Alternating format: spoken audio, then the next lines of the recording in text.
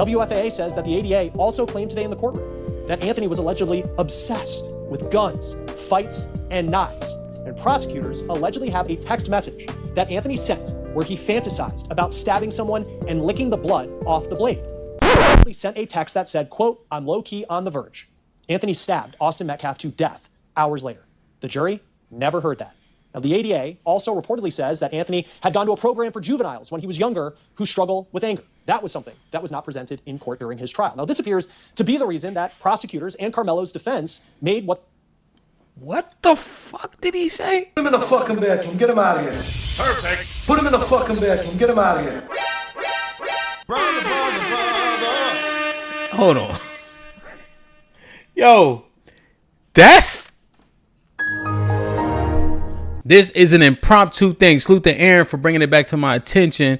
Let's see what's what regarding the Austin Metcalf case. So it says, Karmelo Anthony case. So it says, new trial here. Austin Metcalf, troubling past revealed in court as records say he once spray painted "Kill All Blacks" and was accused of bullying a black student and assaulting girls. Karmelo's previous legal team didn't present this to the jurors, right?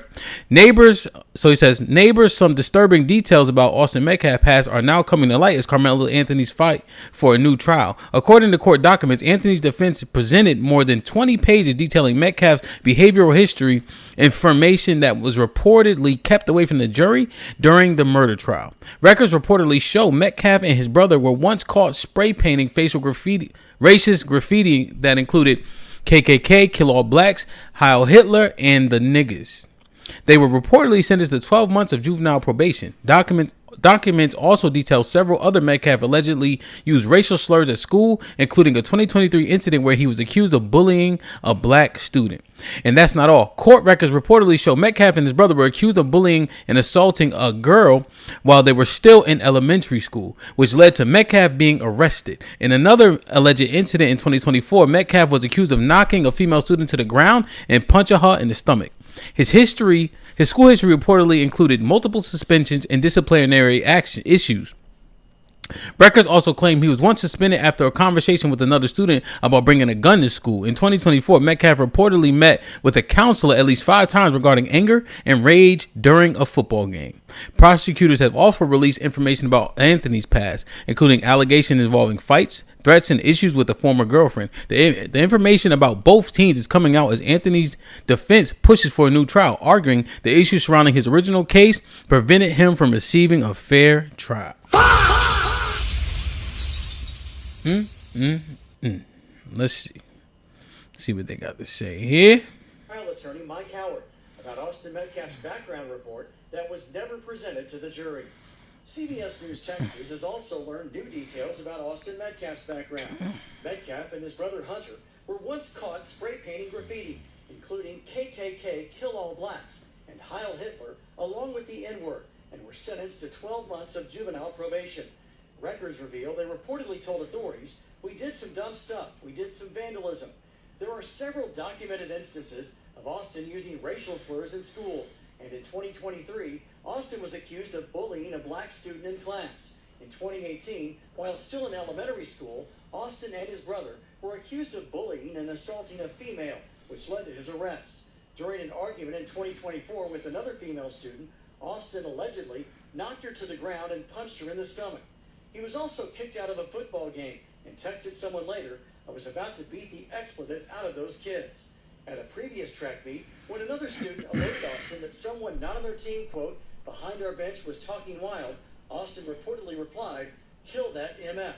During the 2023-2024 school year, he received in-school suspension twice. School disciplinary records from April 2022 to May 2024 revealed that Austin reportedly called a teacher the B word and used profanity. He told a school official that he couldn't control it and wasn't aware that it was coming out of his mouth. In 2024, on at least 5 occasions, Austin saw a counselor regarding his anger and rage during a football game. In 2021, he got banned from attending basketball games for a season after yelling profanity at a player. Metcalf also got suspended after he and another student were talking about bringing a gun to school the following day. From Anthony's trial attorney, Mike Howard, about Austin Metcalf's background report that was never presented to the jury. So what do we think that this means in regards to a new trial? How impactful do we think this new information regarding Metcalf is? How can the defense leverage this information? Is it going to be leveraged to say Karmelo was indeed threatened than more than we gave it credit for, and therefore his self-defense claim is much more substantiated based on Austin's history and past and his disposition towards not only people in general but especially black people with the graffiti and etc. From Anthony's trial. So here's the thing, right? They're trying to, because you have stand your ground in Texas. So if someone is considered a threat, you can stand your ground. The argument obviously is what level of force can you use up to lethal, you know? Now, what's going to happen when they start to expose some of Karmelo's history and past regarding violence and etc.? You know, the jury has to hear both of these boys' predisposition and then make a determination. The boy's still dead. So I don't know how much sway is going to have, just especially given the jury pool that's in that area as well. You know, just looking at the legalities of it, you know. Another thing that I'm not sure is so helpful is because I don't know if they're going to give Karmelo justification because he didn't go to that school. So as a prosecution, I would simply argue he doesn't know anything about Austin Metcalf's disposition. If he was in school with boy, he may understand that. He may have been slightly privy to it based on playing football, but that it's not. And then all we say in football, we don't give a fuck how he act. Fuck him, right? That's how the coach is going to talk anyway, you know? So I just don't know if that's going to serve because he doesn't go to his school. He'd never been around the boy. They seemingly didn't know each other, right? So he just looking at him like just another white boy, essentially, is what they would probably argue. You know? Is there a video regarding what they exposed about Karmelo Anthony? They mentioned it here. Does anybody have a video? Right? Does it have a video? Because remember, here's the thing about the retrial. You have to create reasonable doubt, right? It has to be proven beyond a reasonable doubt. And the defense attorneys, you have to create reasonable doubt within one juror's mind to hang it. You know what I'm saying? So it's about the tactics. It's about how you approaching this thing. You know, it's about how you approaching this thing as a lawyer on either side, essentially. This is my brother Ty in the building. Been a member for 3 months. Aaron starting off the gold train with the $5 as well. If we take what the father said once Karmelo was sentenced, it's always been about race, at least on their end. Sins of the father, I guess. Interesting. It will be how they play it. Okay, y'all heard it the first time. Okay, Cheeky was saying it just sounded off, which makes sense though. Is there a video regarding Karmelo and his disposition? Do you guys have that? Ali, I know you mentioned it.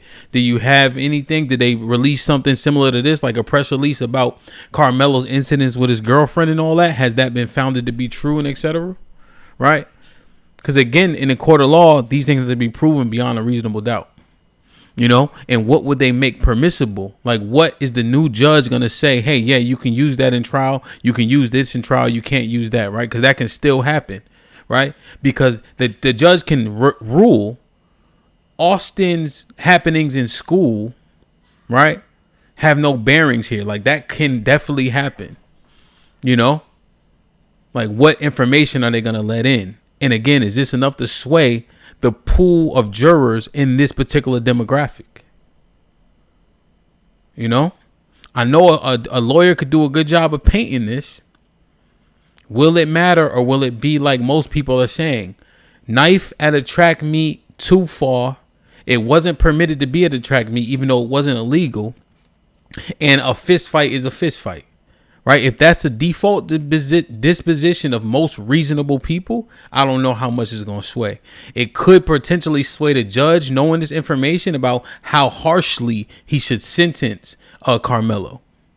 Right? Which essentially would be maybe one of the biggest wins to say, okay, these are boys, they're aggressive, right, etc. he may give him a lighter sentence. Maybe that's the goal. So there's a few things that can potentially happen here in terms of the retrial. This is just from my limited understanding based on the information that we just received, you know? So, I don't know. Interesting, man. I'm interested to see. Is there another video or no? But that's my, thank you, Aaron, for bringing this back to my attention. That's my initial take on the new information. You know, because people have been saying through and through, whatever he did doesn't warrant him being stabbed in that particular moment. You know what I mean? Like that's what they're going to say. And then, right, as the prosecutor, I said, well, he went to therapy. Remember, he's seen a counselor several times. So this incident would have been after he saw the counselor. It sounded like they did a chronological take on what he did. If you notice that, they said he did this in 23, this in 2024, this in 2024, right? And then at the end, it says he went to see a counselor. You see? So now, how do we know he's the same boy if people believe therapy and counseling works? Right? So this could be substantive depending on how they use it and how they spin it and all that, you know? So interesting for sure if I'm just looking at it, you know, as objectively as possible. You feel me? All right, let me see. Devin said he sent something. Hold on. You said you sent it to, this might be risky. No, you sent it to me. Let me see. You sent it to me, Devin? Let me take the screen down. All right, let me see if I can find it. There you go. It says something went wrong. Oh, no, here we go. Okay. All right, this long crime. How long is this one, though? All right, what? Can you give me a timestamp? Can you give me a timestamp here? Can you give me a timestamp? Let's see. Fantasized about knives and stabbing someone in the hours before. Bombshell update. Karmelo Anthony reportedly fantasized about knives and stabbing someone in the hours before he killed Austin Metcalf. Put his hands on me. I told him not to. He put his hands on me. It is a bombshell update from prosecutors in an appeal hearing today over Anthony's attempt to have his murder conviction overturned. What's your name, man? Karmelo Anthony, K-A-R-M-E-L-O. What this means for Anthony's efforts to argue that his original trial was unfair. We're on the case presented by Law and Crime. I'm Chris Stewart.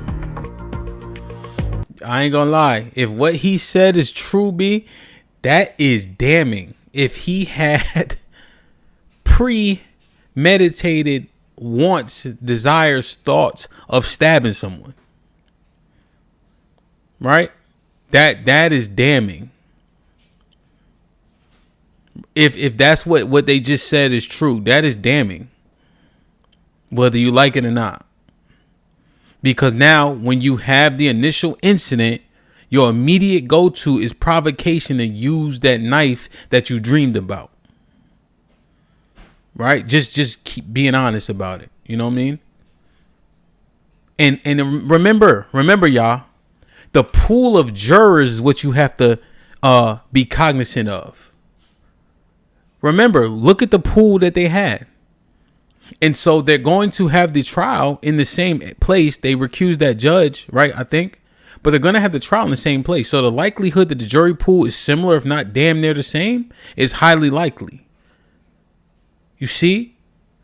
So you have to almost remove your ideology and put yourself in the mindset of middle-aged white people, East Indian people, Asian people. I'm only saying that because that's who was on that particular trial, right?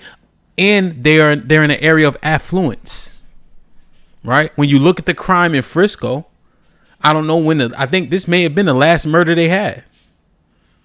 So you see, so we just assessing all the potential variables that we know of, you know? So yeah. And again, and free JDC, that's the perfect word, like inadmissible, right? You know? And then oftentimes they'll ask a juror to ignore certain information, but we know people don't, you know, and they already come in with a presupposition, which I think is the other, imminent thing that we have to simply agree to. Okay, let's play this.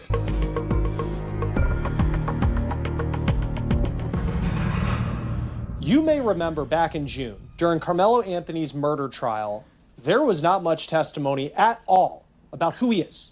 No witnesses vouching for his character, no talk of his background.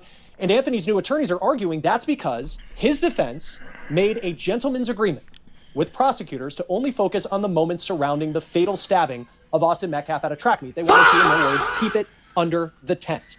Well, today, during this hearing that's been going on to determine whether Karmelo Anthony should receive a new trial, prosecutors reportedly revealed a big piece of information that may explain why Karmelo Anthony's original defense team agreed to keep things under the tent. Shocking text messages that Anthony allegedly sent related to knives and stabbing.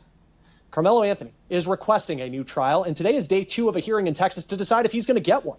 He was convicted of stabbing fellow track athlete Austin Metcalf to death at a track meet, high school track meet in Frisco, Texas in April of last year, right outside of Dallas. He put his hands on me.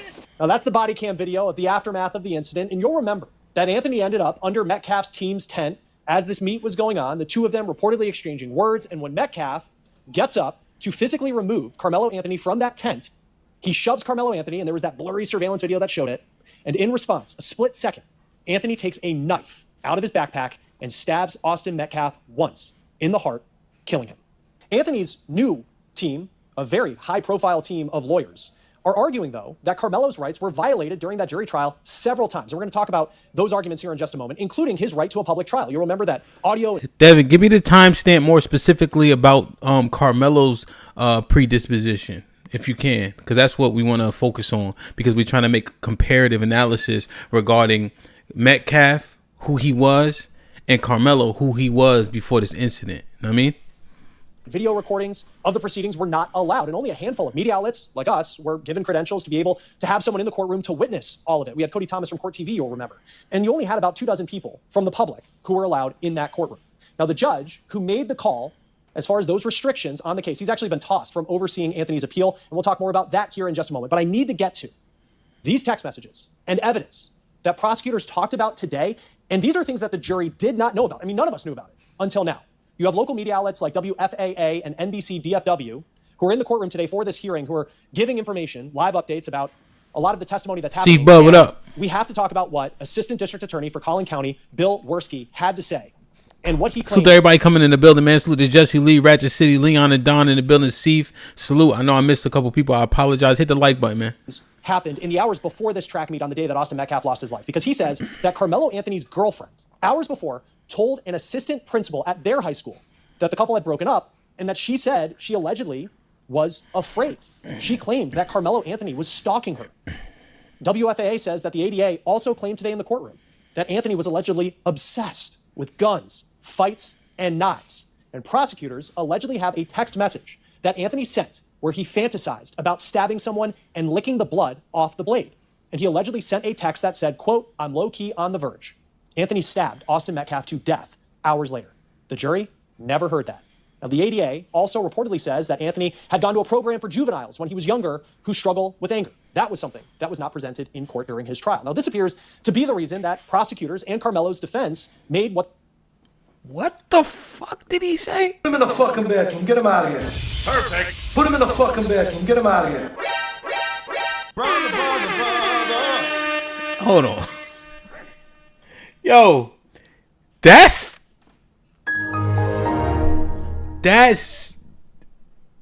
can't be that. Is that true? Obviously, they said allegedly, but if the ADA has it, right? Hold on, I gotta hear this shit again. Who the fuck he think he was? Allegedly. Hannibal and them niggas? And he allegedly sent a text that said, quote, "I'm low-key on the verge." Anthony stabbed Assistant District Attorney for Collin County, Bill Werski, had to say.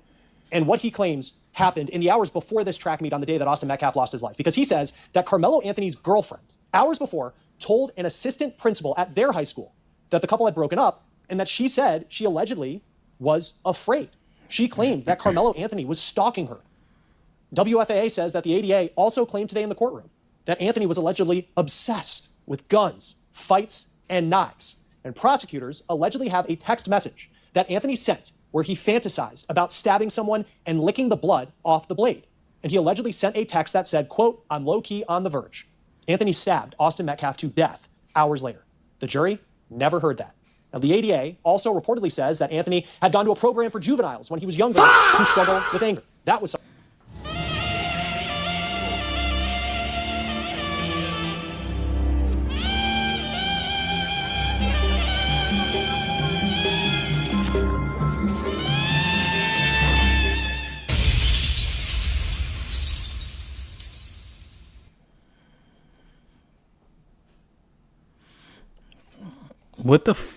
what they gonna argue? Insanity? They gonna have to argue insanity. Yo, they gonna have to argue insanity. He just broke up with Shorty. He wasn't in his right mind. And so he was having all these thoughts. He texting all this crazy shit. Hopefully they got text messages, right, that don't mirror this. Because if there's a trend, then that's been his mindset before he even broke up with Shorty, you see? So what do you argue, right? That sounds much worse than what Austin Metcalf was accused of, just being 100% honest, just listening to it with transparent and clean ears. But I'm telling you, Ratchet, if he got some more shit, champ, that before all that, regarding his obsession with weapons, I'm telling you, people who don't have that mindset can't process it how we trying to hear it. They're going to say, why would he have the... But mad people like guns, you see? You know? So maybe the middle-aged white men in this area, they be having tons of guns. Maybe they say there's nothing wrong with that. But you got 12 people you got to convince. Damn, son, that's crazy. Hold on, let me play this. Something that was not presented in court during his trial. Now, this appears to be the reason that prosecutors and Karmelo's defense made what they're calling a gentleman's agreement not to insert character testimony into the case. Again, they're calling it a gentleman's agreement. The assistant district attorney for Collin County reportedly said that the deal went both ways because in exchange for not talking about Karmelo Anthony's ex-girlfriend, that text message, his life when he was still living in Louisiana where he went to some sort of juvenile program for young people who struggle with anger, they say that there were things that the defense didn't bring up about Austin Metcalf's past. The ADA says that Metcalf allegedly put, quote, vile racist stuff on graffiti, and that was not presented to the jury. The defense alleges that Metcalf also had a history of being aggressive, and that was something that the defense for Karmelo Anthony, they weren't able to talk about during the trial. Now, the reason the prosecutor said that this deal was reached between both sides, it was not to add fuel to the fire. And you saw the amount of attention during this trial from individuals that typically aren't covering true crime. I mean, there was political talk of this. This made its way into racial discussions in this country. And the prosecutor says they didn't want any of that to factor into what was happening in the courtroom. Now, the defense is arguing, though, this gentleman's agreement, and I'm talking about Karmelo's new defense, they're arguing that the agreement restricted witnesses from being able to testify that could have helped Karmelo Anthony tell his side of the story, like an expert on epilepsy, to talk about how that impacted, in their opinion, Karmelo Anthony's potential perception of a threat. He was diagnosed with epilepsy, apparently. Here's another part of it. There's really no record of it. It wasn't written out. It was only verbal between both sides because they did not want the media, for example, getting wind of it and reporting about it as the build-up to this trial went on. So there's a lot of layers to this story, as you know, if you're joining us here now. So I do want you, just before we get into a little bit more about this, I'm going to have Vinny Politan from Vinny Politan Investigates, Court TV. He's going to be here in a moment. Do we need to go further? I don't mind going further on this because I'm interested in it. You know what I'm saying? I want to make sure that we've done both boys here a decent service in playing the background of both so we can make a comparative analysis. I just not hearing things. When I'm hearing it, it feels, and I'm saying feels more damning for Karmelo here. 18 minutes. Should I skip the 18-minute, Devin? All right, let me skip. Thank you.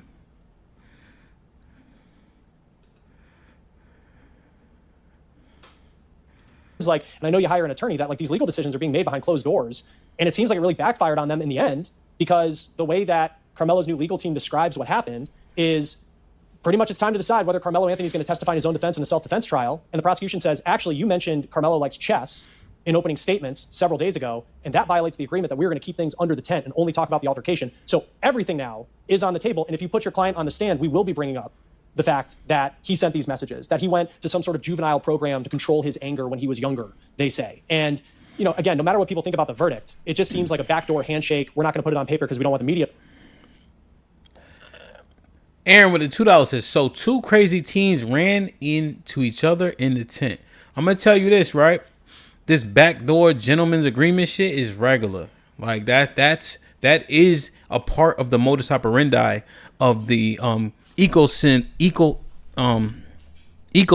that is, you know, the court system, the judicial system, right? Between attorneys and prosecutors become attorneys and etc. Right? You have people who are in the public defenders, and then you have the private, you know, they go to school with each other oftentimes. And, you know, there's relationships that are built, right? They literally do deals, you know, for each other. Hey, you owe me one now. Right?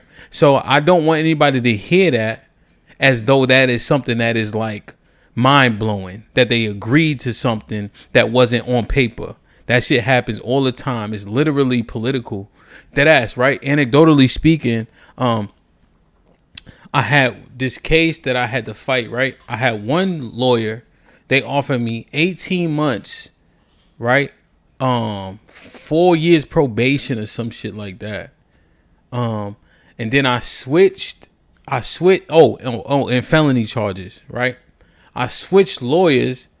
They said, okay, boom, we'll give you 2 years on a misdemeanor, or we'll give you no time, but you got to eat the felony. So literally I switched lawyers, and a day later I had offers that were much more palatable just by proxy of the relationship. Know what I'm saying? So I don't want y'all to think like this some ill shit that the lawyers did, because this is literally a part of the modus operandi in the ecosystem that exists within the judicial system. All right, let's hear what he's saying. To find out, it just kind of rubs you the wrong way. Just being on the outside of it, I'm not a lawyer, but it just, you know, as someone who tries to think like a juror, again, that's just something that it feels like that context in hindsight. And I don't know how that factors into the decision. It just doesn't rub me the right way. No, and it's going to be problematic. I mean, regardless of what the decision is made here, the motion for a new trial, if the defense loses here, it's part of the appeal. It's not good. It's not the way the system should work. Everything should be above board. There should not be secret deals or, you know, handshake agreements. If you want the evidence in, put the evidence in. If you don't want the evidence in, don't put it in. That's what the judge gets paid to do, to make those decisions. That's the way it's set up. You, as the defense, are supposed to do anything and everything to get evidence in front of the jury to protect your client. The prosecution is supposed to have a search for the truth and put the evidence in there that demonstrates what really happened. And when they start engaging in gamesmanship, and the defense engages in gamesmanship, and the defendant is kind of left out of the loop of all that, that's a problem. That's a violation of his rights, not by the state, but by his own attorney. And that becomes a huge problem. And it's a stain on... And remember, what we're assessing is his ability to get a new trial, right? So if it's a gentleman agreement, some backdoor shit, right? Some back alley shit, right? We understand that happens. However, in regards to the legal system and to see if he was given a fair shot, right? A fair and speedy trial, they can easily make that argument, right? To accuse and substantiate their foul play argument to get the new trial, right? Because remember, they were saying that there were so many things that were done that were incorrectly done. So even though they accept it, right, it's not said out loud. You know, if you ask anybody of the Divine Nine, pledging has been abolished since 1985. You see? So remember, they're trying to get a new trial for him. That's what these sessions are happening for. So this, I think, easily opens the door for that to happen. You know what I'm saying? The case at this point, and very well could undermine the entire trial, which they'll have to do over again if this thing is overturned at any point.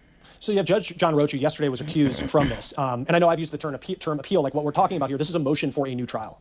So just for people, non-lawyers like myself, like where are we in the state of, like, we have this 2-day hearing, may go another day at the time we're recording this, about all these concerns the defense has.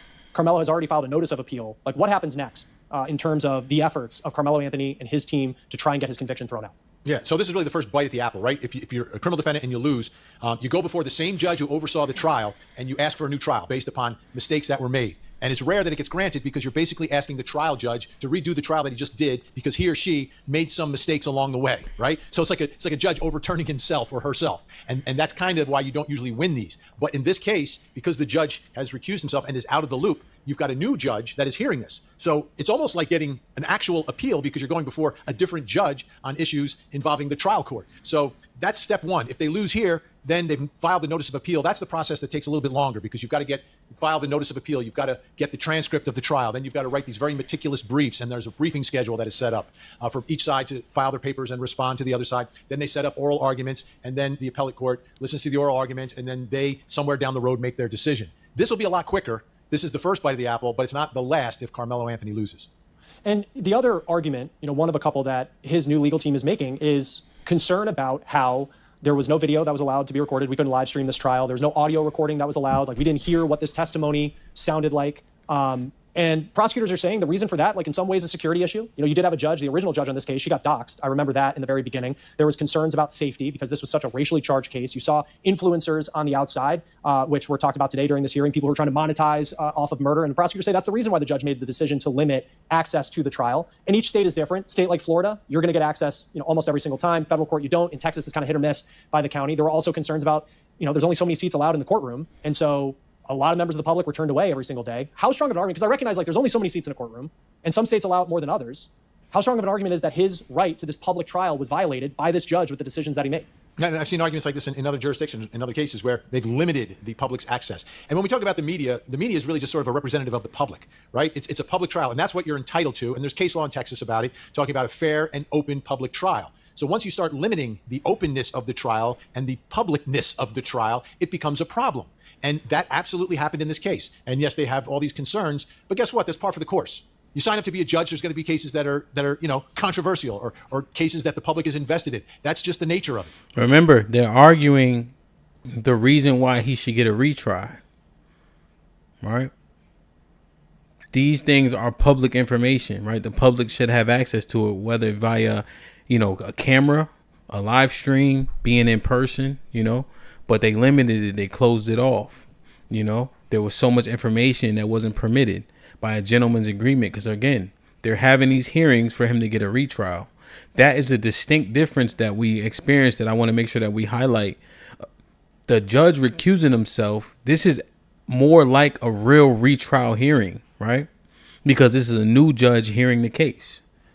So he can make a determination and say, yeah, that nigga did some shit wrong. Not me. It's easier for people to do that than to admit that they had some wrongdoing, right? We have conversations about accountability all the time.